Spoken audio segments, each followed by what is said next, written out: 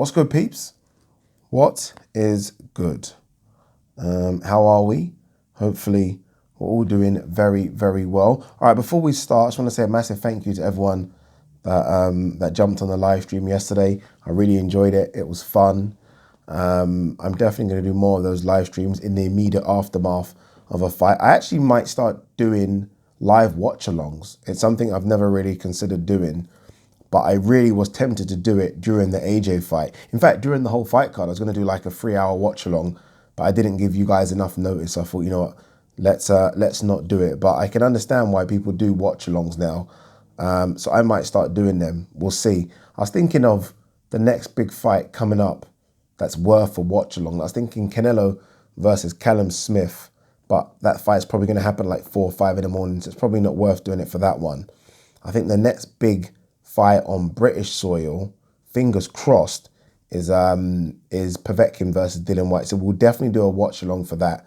If we don't do it, we'll definitely do a live in the immediate aftermath, like we did with the AJ one. I think in total, 18,000 people watched the live stream, which is crazy. And I think as it was going on, there was over 1,000 people watching it at like one time, which again is crazy. So thank you so much for that. Thank you so much for people that done the super chats. Again, really, really appreciate that. I can't tell you how much I appreciate it. So thank you for everyone that done that. We are going to, regardless of fights happening, we're going to still do the lives every single Sunday. Obviously, we done it on Saturday today's Sunday. We done it yesterday just because of the fight, but we are going to do it on Sundays regardless. But yeah, thank you to everyone that done it. All right, I've watched the AJ fight back again, mainly because I wanted to A, score it, and B, grade AJ's performance out of 10. It's difficult when I'm watching an AJ fight to do that just because I'm so emotionally involved in an AJ fight, because you guys know I'm a big fan of AJ. So I'm just watching it and I'm petrified as I'm watching it rather than actually watching it and scoring it and grading it. But having watched it back again, I think it's, I was going to give it a 6, but I'm going to give it a 7 out of 10. And the reason I'm giving it a 7 as opposed to a 6, because I think I have to take a few things into consideration. First, I have to take the fact that AJ's been out of the ring for over a year, right? That's something. I know some people will like, no, yeah, being out of the ring like for a year is a massive thing.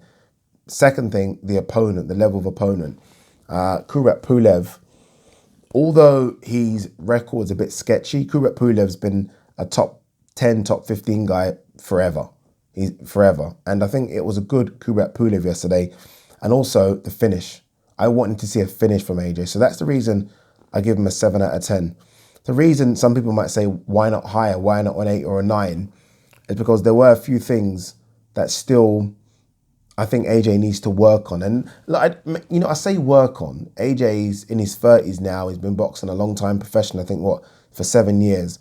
Maybe he can't add the things I want to see. Like I want AJ to move like Fury. Either Fury, by the way, Huey or Tyson, he's not going to do that.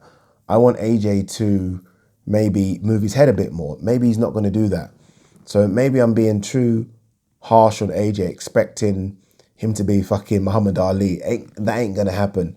I do think AJ's made good improvements on his boxing. I know I keep saying, are we going to see destructive AJ? I would like to see that AJ back. This AJ now is better than AJ prior.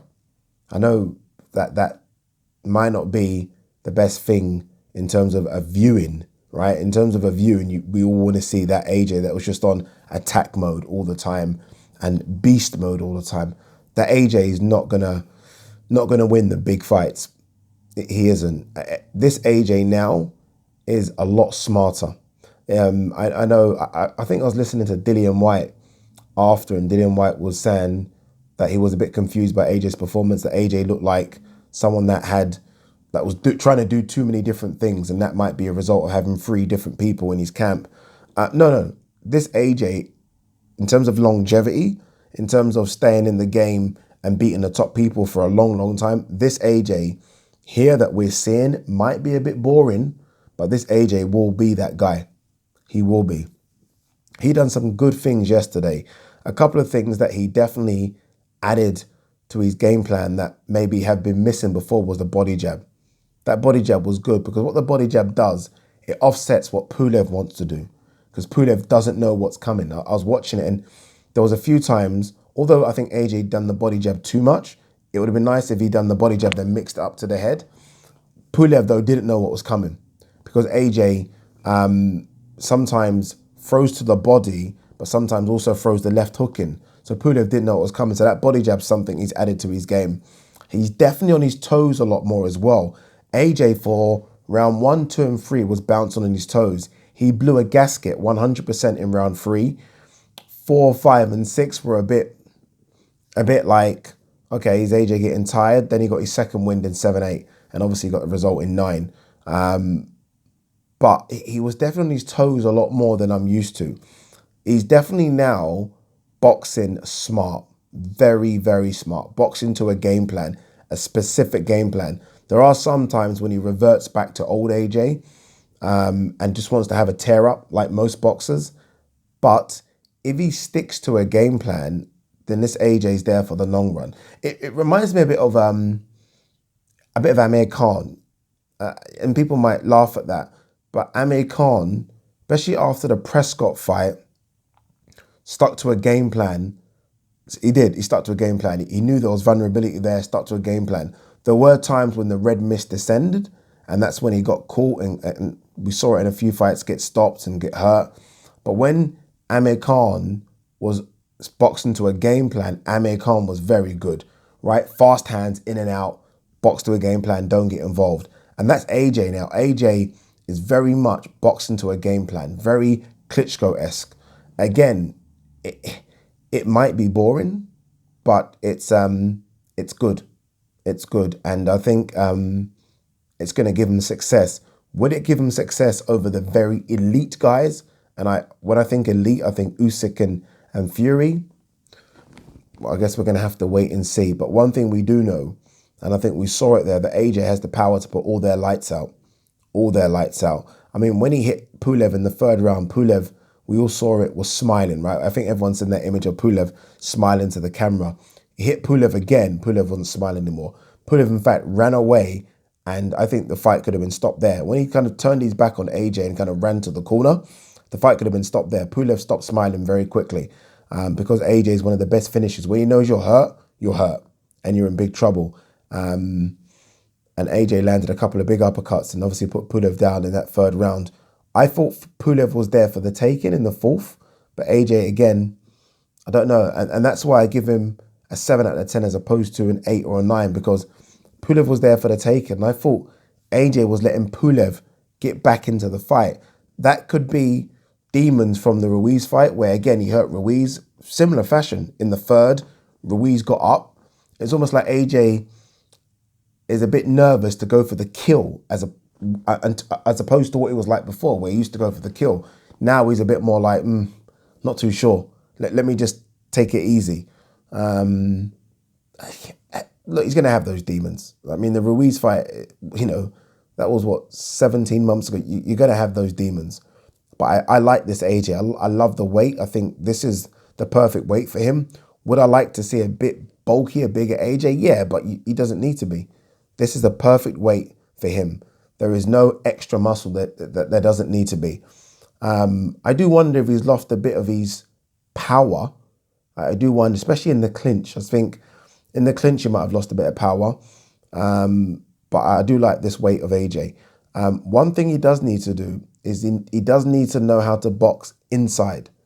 He lacks that, doesn't he? I've never really noticed that with AJ. I've never really noticed that as a criticism. But watching yesterday's fight, when he's inside, he doesn't really know what to do. He doesn't even really know how to hold his opponent's hands. Because what Pulev kept doing was Pulev kept banging him to the back of the head and banging him to the body a couple of times as well. I'm thinking AJ doesn't really know what to do. It's almost like he waits for the ref to get involved. And I saw this before. I saw this in the Parker fight where Parker, every time Parker got in close, because Parker can box inside, the ref broke it up. And it's almost like AJ doesn't know what to do there. But again, if AJ knew how to do all those things that we want AJ to do, AJ would be Muhammad Ali. Not every boxer can do everything. So as much as I want AJ to move and I want AJ to move his head and box inside, if AJ knows how to move his head, box inside, then AJ will be the greatest heavyweight we've ever seen. You know, you can't have everything. What AJ does have is very, very good. He's the best finisher in the heavyweight division. Don't care what anyone says. Although you could make a good argument for Povetkin, but I think he's the best finisher in the heavyweight division. He's got a good uppercut, although I think he telegraphs it a bit and maybe throws the uppercut too much. But when you're hurt, you're hurt. If AJ senses blood, you're in trouble. So yeah, I would give him a 7 out of 10 performance. I think that there's enough in that performance for me to know that he causes Fury some problems. Again, calm down. I'm not saying he beats Fury. I think there's enough there to know that he causes Fury some problems. And that's because we've now seen 3 or 4 different versions of this Anthony Joshua. So if I'm Tyson Fury and I'm watching that fight, I am thinking, what AJ is going to turn up when we fight? I mean, maybe Fury doesn't care. Maybe Fury's thinking whatever AJ turns up, it's not a problem, I'll beat. But are we going to see destructive AJ? Are we going to see bouncing on the toes AJ like we did against Ruiz the second time round? Are we going to see AJ that fought Pulev, which is almost an amalgamation of both of those? We don't know. We don't know. But all in all, it was a good performance. I thought Pulev came to fight. Pulev was very, very aggressive, which is good. I like that. If you want to get the job done against someone that's aggressive like that, Pulev was big, was strong, looked good on the weight. I think it was a good performance. I don't understand the hate. There seems to be a lot of hate for that performance, which I find quite weird. I don't know what we want from Anthony Joshua. Again, this is Anthony Joshua 2.0 now. This is Anthony Joshua that's clearly, you can see it when he boxes, is clearly trying out new things and trying to do new things and trying to add things to his arsenal. I have no problem with that at all. I wait and see. I wait and see what he's going to do against his next opponent, whoever that is. I don't even know. Everyone keeps talking about his WBO mandatory. I don't even know who his WBA mandatory is. Let's have a quick look at the WBA rankings. Is it, it can't be Manuel Char, surely. I think it is, you know. I think it is Manuel Char. Oh my God, wait 1 second. I think it is Manuel Char.